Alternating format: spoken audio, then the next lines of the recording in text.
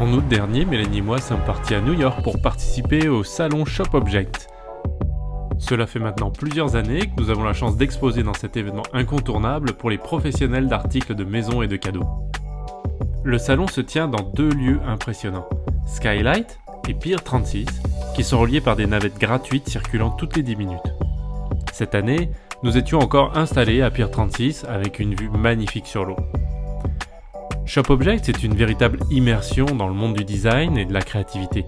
Des centaines de marques qui présentent leurs produits dans des espaces soigneusement conçus pour inspirer et séduire les visiteurs. De notre côté, c'est toujours une aventure, la préparation, l'installation et l'organisation qui demandent une attention à chaque détail. Mais une fois sur place, l'énergie du salon nous pousse à donner le meilleur de nous-mêmes. Alors dans cet épisode, on vous montre les coulisses de notre participation, nos moments de stress, de satisfaction et tout ce que représente un tel événement pour de petites entreprises comme les nôtres.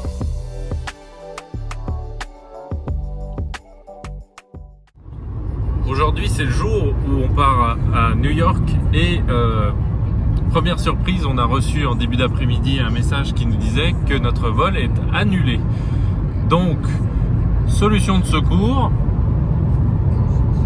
c'est parti. Pas le choix. On a le stock dans la voiture, un peu d'eau à manger et en route pour New York. À tout à l'heure.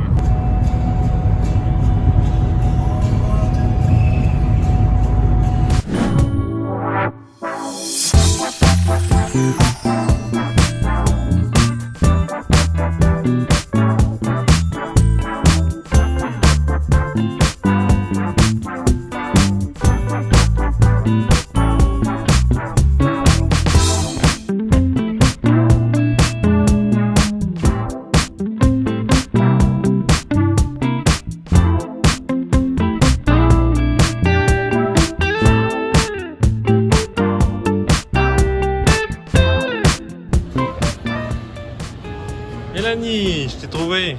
J'ai fini. Bien. Ouais, merci. Ça va? Ouais. T'as trouvé? Mais t'as fini? Je suis parti. Ben, je suis très contente. On est à côté de nos amis Vlog qui nous ont laissé une petite note. Ah oui? Ouais, pour dire j'espère que tout va bien. J'ai hâte de faire des casse-têtes. En face. Oh, wow! Tout le monde est installé. Ben, on pouvait arriver hier, donc les gens qui pouvaient l'ont fait. Bon, parfait. Alors, c'est quoi l'objectif aujourd'hui? Ben, réussir à mettre des tablettes droites.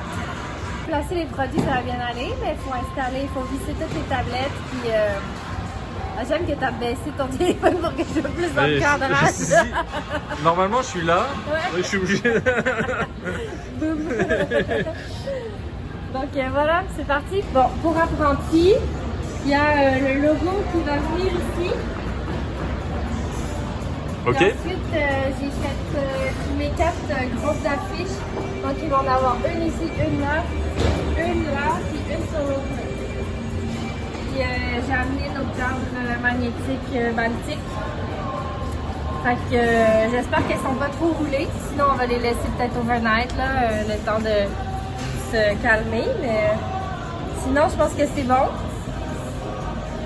Je savais pas trop quoi faire avec les parfums, mais on va le tester. Ouais, c'est beau quand même. Puis comme ça, on peut se mettre derrière. C'est pas trop intimidant. Puis les gens, ils viennent essayer les produits, ils viennent sentir les chandelles. Il y a des trucs à sentir de chaque côté. Fait que c'est ce qui d'habitude attire les gens en premier. Là. Il y a ça qui me dérange. On va peut-être mettre un petit bout de... Ah ouais, pas une roche là ou quelque chose. pour éviter que ça roule. Une roche. Ah ouais. Un petit caillou. Petit bout de là. caillou. Pour Baltique, on refait un peu. D'ailleurs, j'ai monté ça toute seule. Hein. Wow, bravo. Big boom. Le but, c'est qu'on ait nos ciments à terre. Et puis, c'est d'en rentrer le plus possible sur chaque mur pour pouvoir mettre tous les cahiers. Il y a une petite contrainte. On a pas le droit de faire plus que 10 trous de vis par mur. Mais l'année passée, on n'a pas réussi. On a dépassé de 2 trous, je pense. Fait que, d'après moi, cette année aussi, on va dépasser. On verra. Puis sinon, ben, on a quand même l'espace sur ces tablettes-là pour mettre les cahiers, mais ce serait plus le fun s'ils étaient surélevés. Les chandelles vont venir ici. C'est un peu serré, je trouve, fait que peut-être que lui, je vais le descendre. Ouais. Pour laisser chandelle, encens respirer. Ok. Et mettre les, je pense les lotions, puis les huiles peut-être en bas. Ouais. Quelque chose comme ça. D'accord. Et tout en bas, ça va être des choses qui sont un peu de la collection passée, mais qu'on garde pareil. Les tasses, les coasters, les linges à vaisselle. On a les 2 nouveaux peintures à numéro que j'ai fait. Donc ça va aller au mur en haut ici, là. Puis le logo, je pense qu'il va au-dessus centré.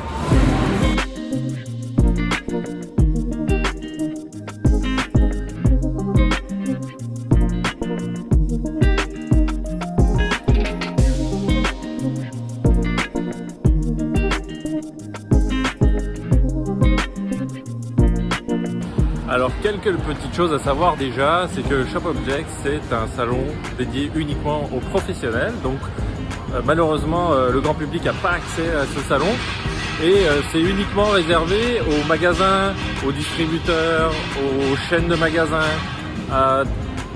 aux journalistes, aux représentants.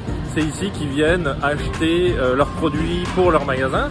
Alors il y a 2 sessions de ce marché par an, un en février et un au mois d'août. Là on est à celui du mois d'août et celui du mois d'août c'est celui où les magasins achètent en général leur stock pour Noël, pour les fêtes de fin d'année. Et puis celui de février c'est celui où les chaînes de magasins achètent pour Noël.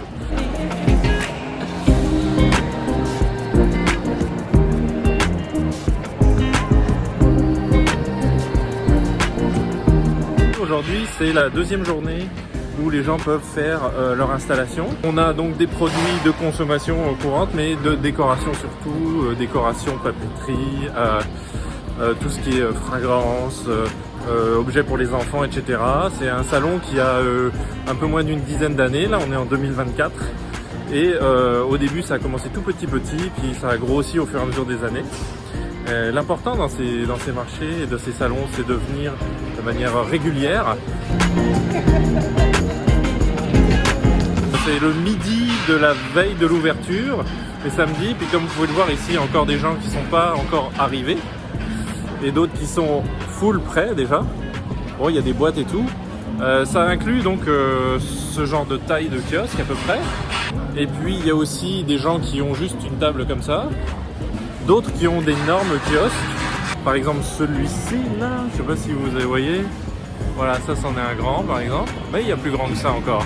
Les gens viennent du monde entier ici, on a des Américains, on a aussi des Européens, des Asiatiques, et les gens qui achètent viennent aussi du monde entier.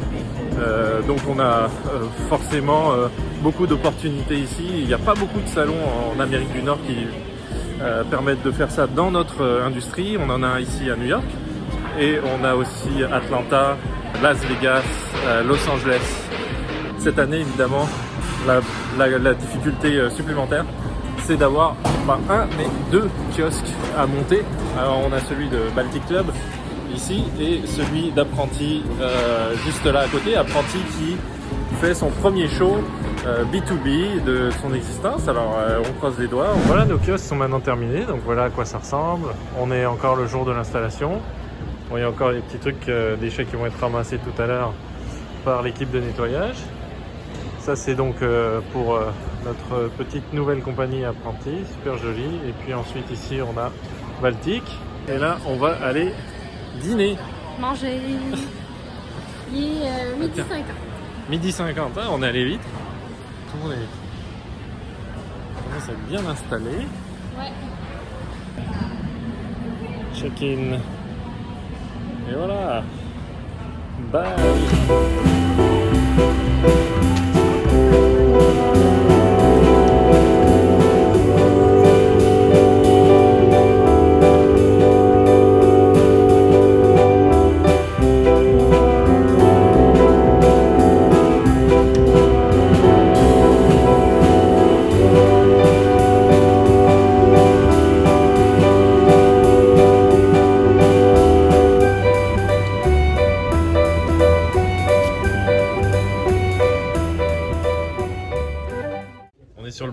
partir là au show, comment tu te sens? Comment tu sens la journée? J'ai hâte de voir. J'ai hâte de voir qui sont nos voisins, comment ça va se passer, ça va être quoi le beat. Et d'habitude, le premier matin, c'est assez tranquille parce que souvent les gens commencent à l'autre location, à l'autre endroit.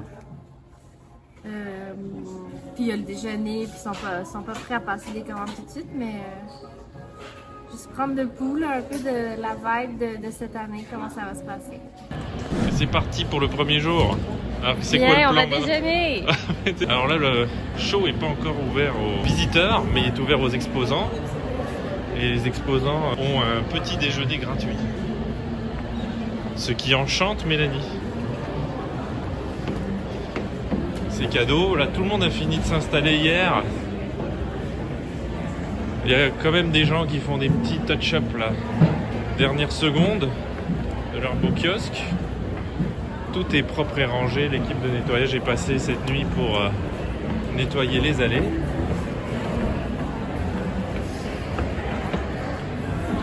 Et voici le lieu où les exposants et les visiteurs peuvent prendre leur petit déjeuner et leur dîner.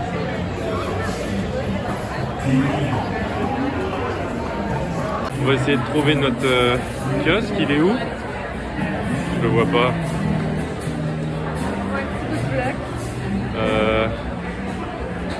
Il est quelque part par là, là. Par ici, là.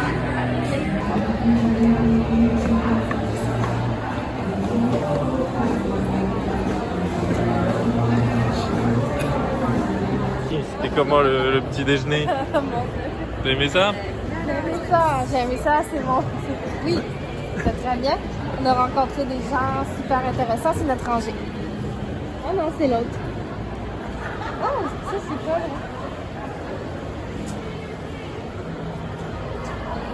Voilà. On est quelques minutes avant l'ouverture et on se rend pour la première fois à notre booth. Et il fait super froid et j'adore ça.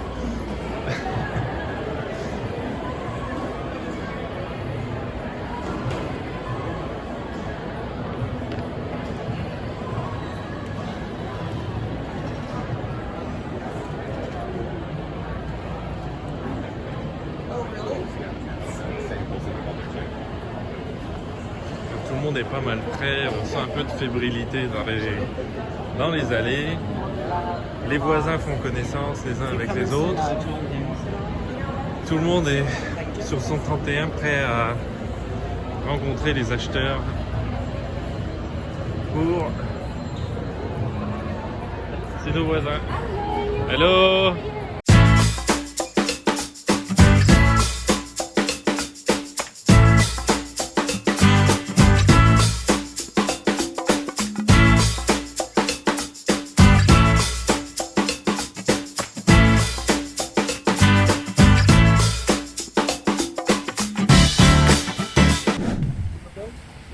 On a fini la première journée, ça y est, on est sorti. Là, on va aller se manger une pizza. Je suis contente, on a vu nos amis les voisines. On a rencontré plein de monde vraiment cool. Puis il y a des nouvelles boutiques qui nous font confiance, c'est vraiment cool. C'est la fin de la première journée, on est revenu à l'hôtel, on est en train de prendre un petit dessert. On regarde les Olympiques.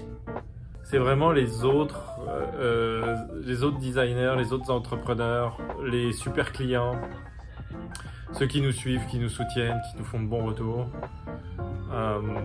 Ça, c'est ce qui fait une bonne journée.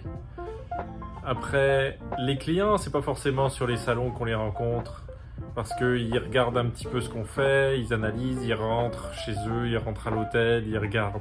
Les commandes sont pas forcément faites pendant les shows, elles sont faites surtout après. Aujourd'hui, on a dû remplir quelque chose comme 4 ou 5 bons de commandes. C'est un bon départ parce qu'il y a des fois où on en a fait 0 les premières journées. On nourrit jamais de grands espoirs sur les shows, c'est vraiment dans le suivi que ça se passe bien souvent.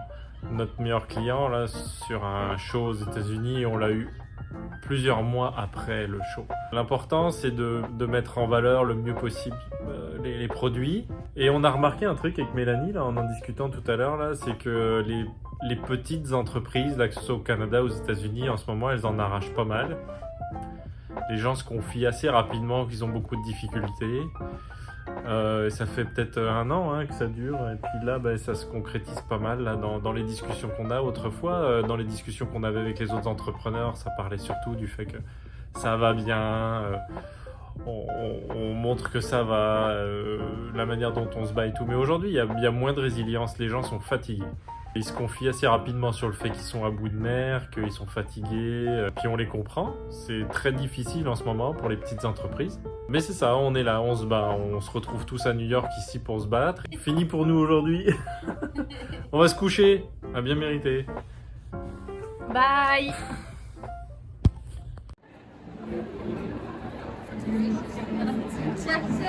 Je suis cachée.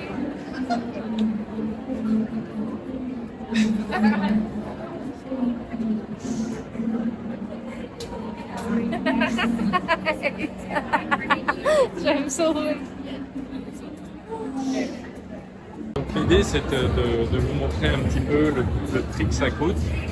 Grosso modo, il y a plusieurs choses à prendre en considération. Il y a à la fois le sol, qui est la surface que tu choisis d'avoir. Donc il y en a ici de petites tailles, il y en a des plus longs ici, il y en a des plus profonds qui existent également.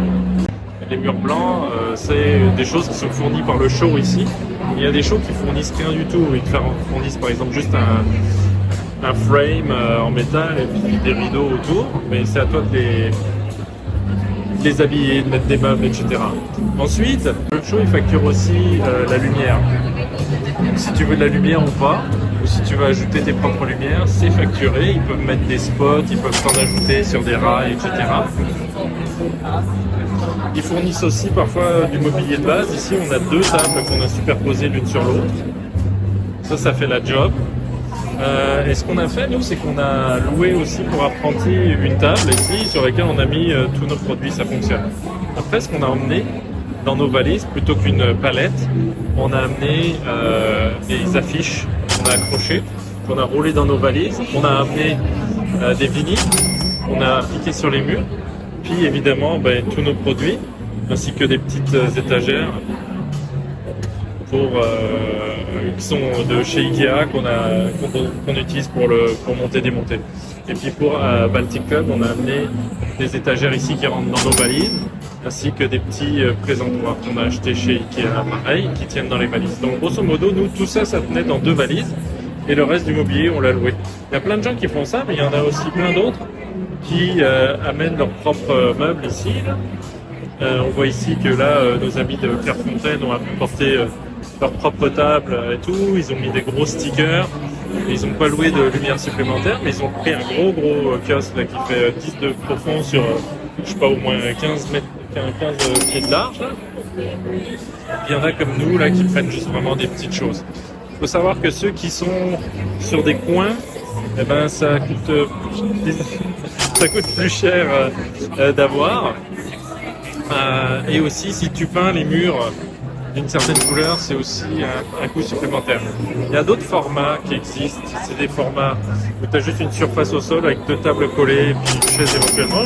Chaque élément du mobilier, ce sont des choses qui se louent à part, donc c'est un coût supplémentaire. Les coins coûtent plus cher. Et puis, il y en a qui ont des énormes kiosques, là. Donc, là, par exemple, ici, on en a un là-bas qui est gigantesque, là, qui monte jusqu'en haut. Alors, celui-là, il coûte vraiment super cher. Ici, Pantone, qui a un magnifique coin complètement peint. Ils ont amené des grands panneaux, là, qu'ils ont collés dessus avec la lumière. Et ici, Papier, ils ont fait un magnifique décor avec, ici, je ne sais pas si vous le voyez, mais ce sont des lettres qui ressortent, là, qui ont été collées sur le mur. Après, si on achète une zone spécifique, on peut soit utiliser les tables qui fournissent, soit utiliser sa propre décoration, ce qui est aussi super joli. Cavallini, eux, ils font de la papeterie. C'est des représentants. Alors, vous voyez, ils ont pris une surface au sol, puis ils ont dit ok, vous mettez pas de mur, rien, on va s'occuper de tout. Ils ont fabriqué carrément un grand carré qu'ils ont complètement aménagé avec des bureaux, des accessoires partout. Ici, eux autres, ils ont même carrément une porte avec un accès à l'arrière, là, ce qui est vraiment nice. On a aussi évidemment tous les coûts reliés au voyage, à l'hébergement, à l'électricité, aux frais supplémentaires, aux assurances. Tout est ajouté, ce qui fait qu'au final, c'est sûr qu'on va avec un budget de base qu'on pense pouvoir supporter, mais ça termine toujours par des surprises. Là, par exemple, on a eu des soucis avec la voiture, on a eu des soucis avec le parking, des soucis avec l'hôtel. Alors c'est sûr que ça rajoute pas mal. Mais au final, voilà, c'est ça. On fait le maximum une fois qu'on est sur place, le plus dur étant d'ouvrir et de réussir à démarrer.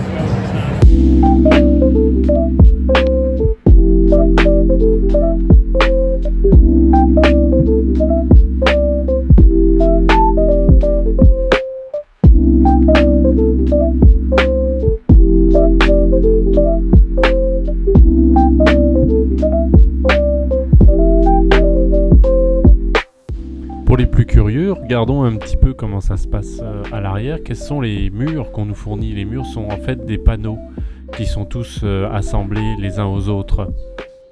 Tous les panneaux sont indépendants. Si on regarde de plus près, on voit qu'ils sont sur pied pour compenser les différences de hauteur au sol.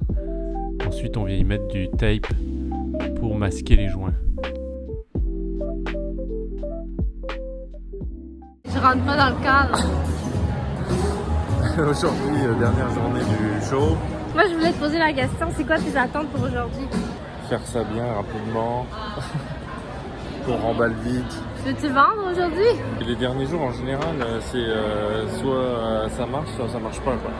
On a un salon qui est pas trop mauvais cette année, hein, quand même, par rapport aux autres, là. Pour Baltic, ouais. Apprenti, on est content quand même d'avoir montré nos produits. Et on voit quand même l'intérêt de l'attraction d'avoir deux marques. D'en prendre une pour présenter l'autre, là, c'est quand même assez intéressant. Ouais, ça va bien aller. Donc il y a quand même pas mal de tension dans la dernière journée de salon, mais en même temps du soulagement parce que c'est beaucoup de stress. Il y a des gens, dont nous, là, qui préparons ça depuis des mois, voire parfois des années pour certains. Et puis là, ça se termine aujourd'hui. Et voilà quoi. Quand on vient à New York, on essaie de faire l'expérience maximum possible. Mais qu'en même temps, c'est super fatigant le show, être debout toute la journée, parler à des gens. Pour moi, là, en bonne introvertie, c'est dur de rajouter beaucoup là-dessus. Après une journée à parler à plein de monde. Quand tu rentreras, tu auras hâte d'aller te coucher et puis de te reposer, quoi. Ouais, comme hier. On se retrouve pour le démontage tout à l'heure.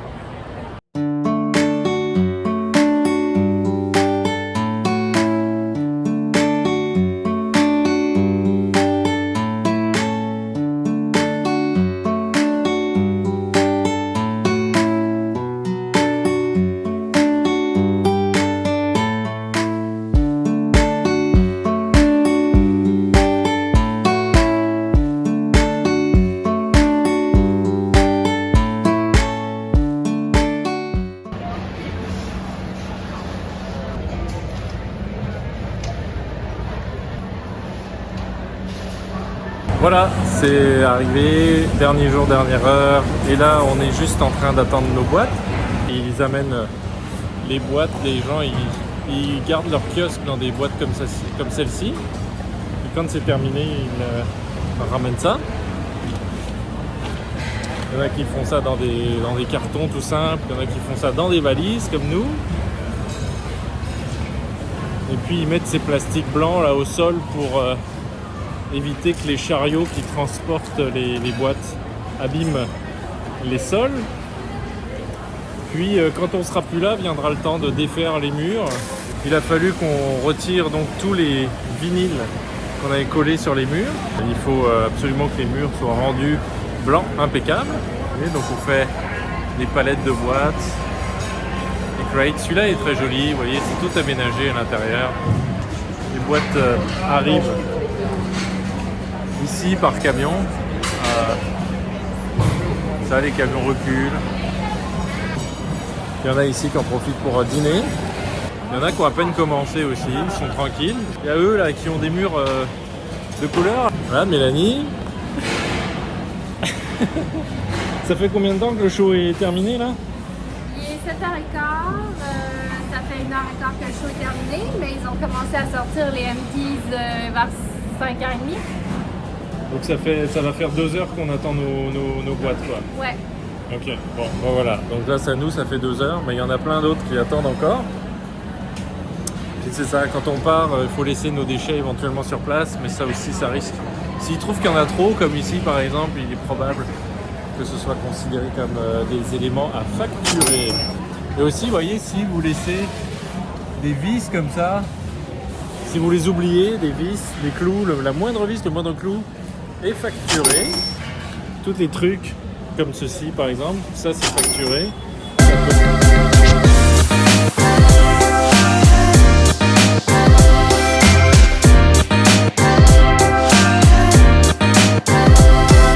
Cinq minutes plus tard, enfin les valises sont arrivées.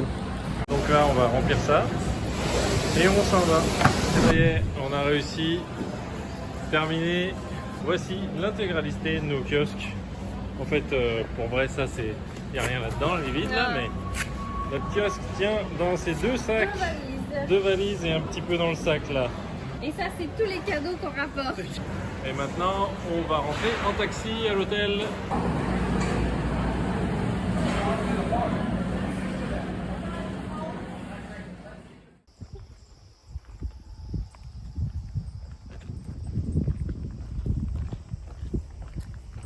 Changement de décor avec Mélanie, on vient juste à l'instant, il y a quelques minutes d'arriver au Québec. On est parti chez les parents de Mélanie récupérer Billy. Allô Billy. On est parti la récupérer et puis ça fait un gros contraste quand même avec New York là où on était il y a quelques heures. En plus, on avait des routes de gravier. New York, c'est pas un endroit où on a envie forcément de retourner de sitôt. C'est pas ce qu'on préfère. Ça va aller. Ça va aller. Donc on préfère être là. Hein. Et puis en ce qui concerne les salons, on verra ça plus tard. Là pour le moment, on va rentrer à Montréal tout à l'heure. Et puis débriefer tout ça demain, reprendre le travail, faire les courriels et s'occuper des affaires courantes dès demain matin. Alors c'est ça, en attendant on finit le petit tour avec Billy. On rentre à Montréal tout à l'heure.